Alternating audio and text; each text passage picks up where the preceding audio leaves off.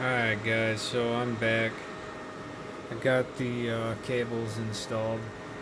The process was much easier um, having these idlers exposed like that, so I can just reach around and kind of guide that cable around. Basically, when you're wrapping the long cable, all you really got to do is, go in between there. So you're going in between the carriage bracket and then going through this hole, and then from that hole you just go straight over to this idler over here, and then you can keep tension while you guide it around that pulley idler and then guide it around the other idler.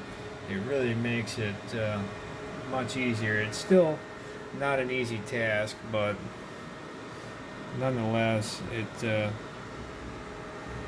went very smooth.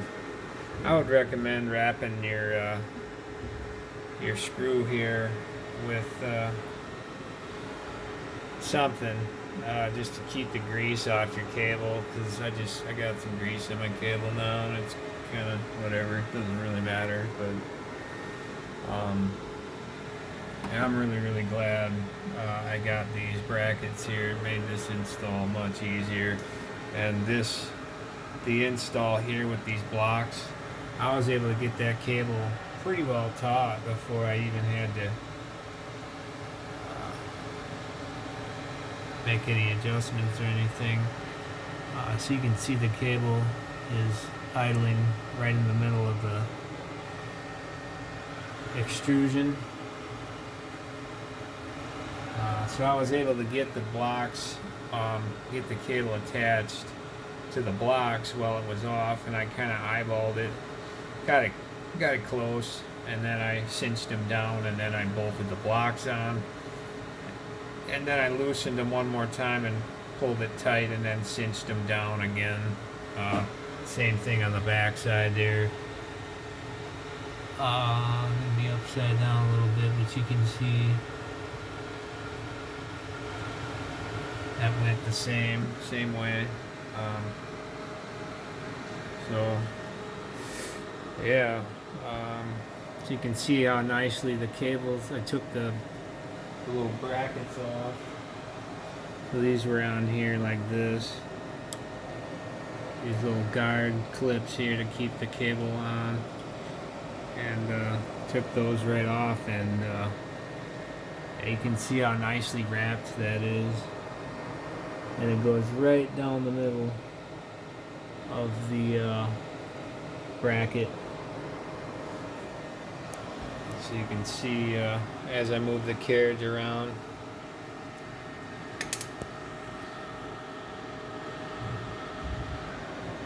So that string should walk up and down just like that. So nice and smooth. So there's going to be some break-in period here, but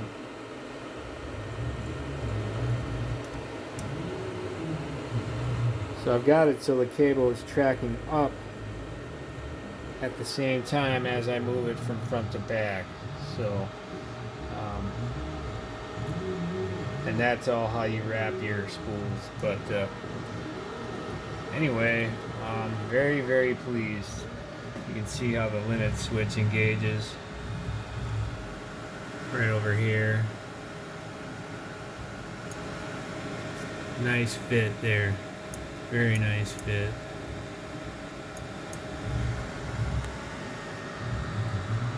So now pretty much all I gotta do is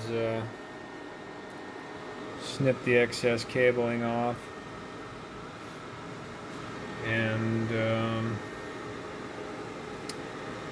assemble the fan and hot end and the limit switch and everything, and start printing. Anyway, that's pretty much all there is to this project here. I'll get another update once everything is done, assembled and everything, and I'm printing with it. But this is the second revision of this mod, and I think this is going to be the final, as it really went well. I wouldn't change a thing.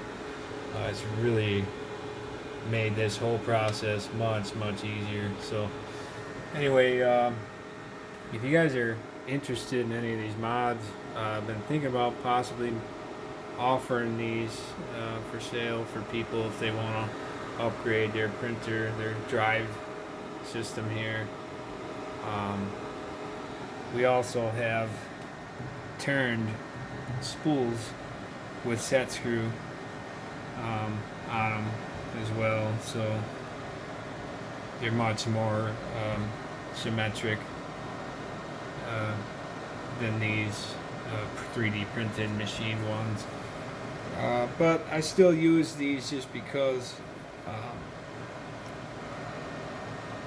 the dimensions are very critical, I guess, and they have the machine calibrated to this specific diameter, and I just didn't really feel like messing with it right offhand. But you can see this is very stable here now.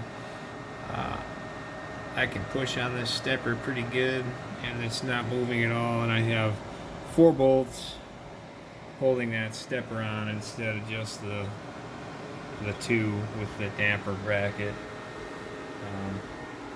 Anyway, so that's that. Let me know if you guys have any questions or anything, and I'll get another video up once this is all complete and I'm up and running printing with it. Take care, guys.